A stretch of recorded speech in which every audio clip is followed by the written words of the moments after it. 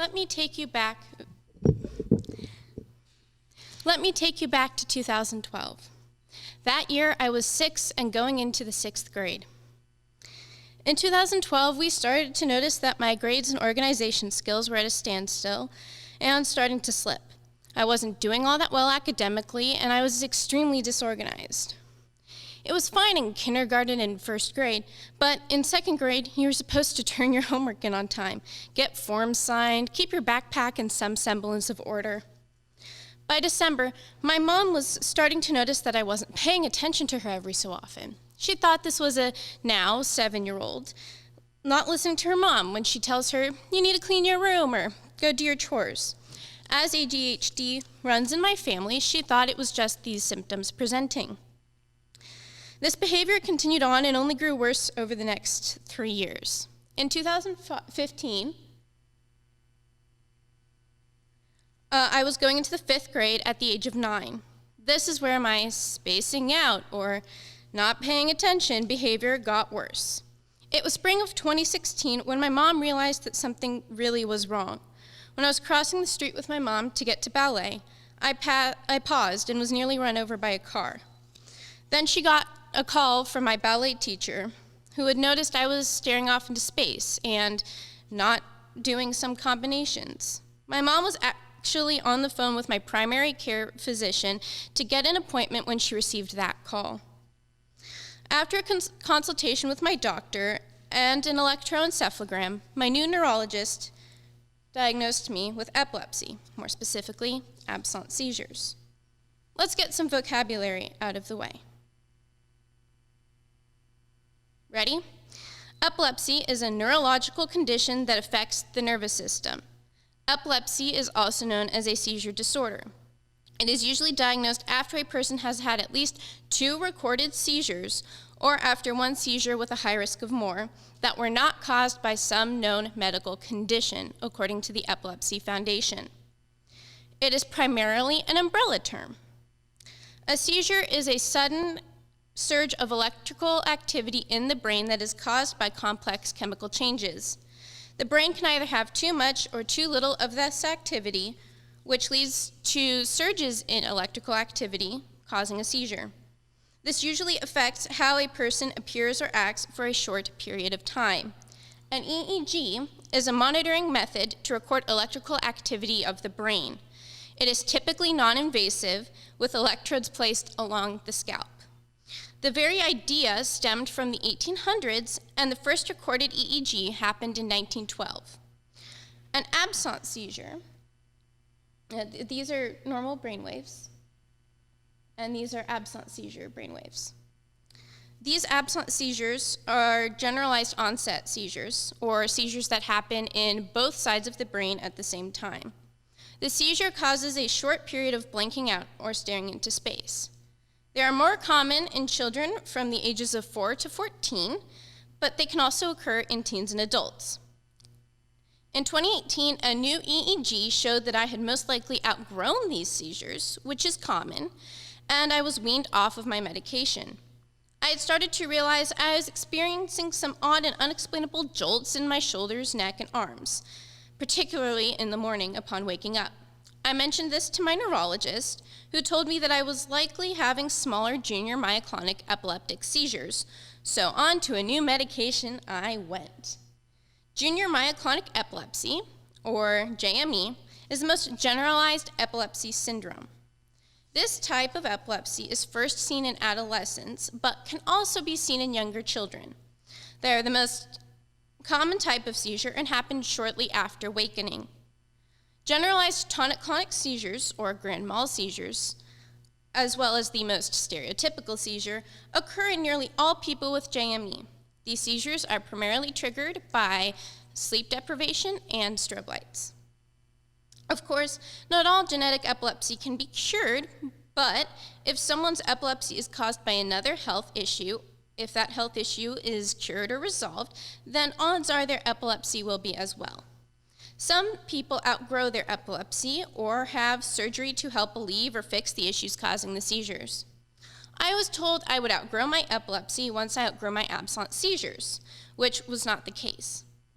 What doesn't help from a research standpoint is that 50% of those diagnosed with epilepsy are not aware of the cause of their epilepsy, whether it be genetic, environmental, medical, whatever the case may be. At the time of my JME diagnosis in 2018, I was also diagnosed with psychogenic non-epileptic seizures, or PNES. These seizures are episodes of movement, sensation, or behaviors that are similar to epileptic seizures, but do not have neurological origin, but are rather manifestations of psychological distress. Now that we've gotten through the bulk of the medical information, which, while boring, is still extremely important. Despite medication being extremely important in regards to treating epilepsy, it's not all that there is. You'd be surprised by how difficult it is for 1 in every 26 people actually diagnosed with epilepsy in their lifetime. Imagine that you are on a freeway, and it's rush hour. How long does it take for you to count 26 cars? Not long, right? If we assume that there's only one person in each car, then of every 26 cars that you count, there will be one person diagnosed with epilepsy in their lifetime in one of those cars. Those of us with epilepsy are far more likely to be diagnosed with depression and/or anxiety, as a third of those diagnosed with epilepsy will also be diagnosed with either depression and/or anxiety, making things very important to work your way through your emotions and struggles surrounding your diagnosis, or things aggravating it. Personally, I struggled with depression in 7th grade. My one real friend for a majority of the year I couldn't talk to very often, thanks to having different lunch times. It was a kind of depression where you were stuck with no ability to see the light. You just felt so alone all the time, and you feel like all the color and light had been stolen, leaving you alone and empty. All the times you know you should feel happy. You feel only a slight raise in your chest, just to plummet deeper. I struggled alone, but no one should have to. Socialization with others struggling with the same diagnosis as you helps. You have someone you can complain to who understands your journey. I have been lucky enough to be able to attend Northern California's Epilepsy Foundation's camp, where I have met a very good friend of mine, Grace. I asked her while preparing for this, what do you want others to know about epilepsy? What do you want people with epilepsy to know? She said that the main thing she wants people to know is that seizures are different for each and every person, and you shouldn't assume that one person's epilepsy will be the same as someone else's. There are over 80 different types of seizures within the epilepsy umbrella. Remember that. She said if she could go back in time to herself upon the time of her first diagnosis, she would tell herself that she is not alone. Going to camp helped prove to her that she was not alone. So many people at camp had epilepsy, and that really helped her to put in perspective her own struggles and know that she wasn't on her own. I can't help but agree. Many lifestyle changes can occur for people with epilepsy to keep them safe. For me, I had to start taking medication daily. I had to have someone designated to watch me in the pool. I had to advocate for myself much more than I was used to. Despite the improvement of the quality of my life, I still find that this diagnosis and its stigma has its drawbacks. I constantly have to advocate for myself to break stigma. I have to tell my educators, my school, and later on my place of work how they can keep me safe. I cannot go places depending on how much sleep I've had. I can't go to a haunted house with my friends or see certain movies because the strobe sequences take up so much of my field of vision, it puts me at risk, even on medication. Hippocrates said, people think that epilepsy is divine simply because they do not have any idea what causes epilepsy. But I believe that someday we will understand what causes epilepsy, and at that moment we will cease to believe that it is divine, as it is with everything in the universe. Historically, all diseases have been regarded as some form of punishment, and epilepsy is no exception. Epilepsy has been seen as a form of punishment, a curse from gods and evil spirits. In fact, a tonic-clonic seizure is described in the New Testament of the Gospel, Mark verses 14 to 19. Unfortunately for Hippocrates, that understanding has yet to fully come to fruition. While we understand what causes epilepsy, the insane amount of time spent hating this disability because of its history continues to harm, and this feeds the stereotypes and the stigma. What's even worse is having to deal with the stereotypes placed on the people with epilepsy, with seizures. Not everyone falls to the floor when they have a seizure. Not everyone acts the same way. I get tired and really sore after my seizures. I don't have seizures because of music, although some people do. I don't have special powers or anything, as much as I truly wish I did. That would make my life a whole lot easier. I have to live in a world where bright and flashy is the norm, where strobe is heavily used in entertainment. The end goal is that you are in control of your epilepsy, not the other way around.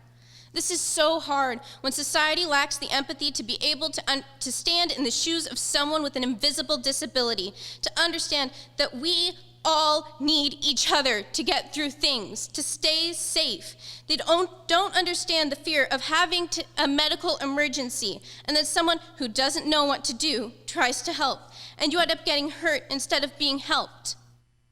Society doesn't understand why the little alerts on streaming platforms or on the doors to a movie are so important. That the stereotypes placed on people like me are so harmful, they drag you down and almost chain you, leaving you agitated and afraid. Media does not help the stigma and stereotypes placed on those of us with seizures. Plenty of shows and movies portray seizures in an unhelpful and often offensive way. In fact, Netflix created an entire movie called The After Party, which focuses on a rapper who gets famous after he has a seizure during a performance. To quote CNN health author Wayne Drash, the film treats seizures like the dab, like the electric slide. And Phil Gattone, president of the Epilepsy Foundation, said in a written statement in the same article, "The way seizures are portrayed in the film only adds to the ignorance, misunderstanding, and fear that exists about seizures. This Netflix film harkens back into the dark ages." This is so harmful for those of us who deal with such jokes, if not every day, then often enough that we stop being offended, that we just brush it off. That is not okay. Things need to change. Today, I'd like to leave you with two thoughts. First, it is so important to be comfortable with yourself, to have the presence of mind to advocate for yourself and the self-awareness to know what you need to succeed. Secondly, I appeal to you all in hopes that you will go and research and you will talk to those who have epilepsy and you learn and you empathize and you begin to stand up for others. This idea of empathizing and learning, educating yourself, is perfectly summed up in the words of Atticus Finch in Harper Lee's To Kill a Mockingbird. You never really understand a person until you consider things from their point of view, until you climb into his skin and walk around in it. Those of us with epilepsy need people to understand and to listen, and for people to be informed, not only about what our disability is, but how to keep us safe in the event of it. For so long, we have had the idea that you put something into someone's mouth to stop them from biting their tongue or swallowing their tongue, but you don't do that now because that causes more harm than good. Research first aid for seizures. We need the stigma to end, but this education starts young. It's important to try and educate yourself and then younger people. For those of you who live with epilepsy, who feel alone because this disability is invisible, know that you are not alone. To anyone and everyone who sees this, know that this education of yourself and others and allowing yourself to step into another's shoes starts with you.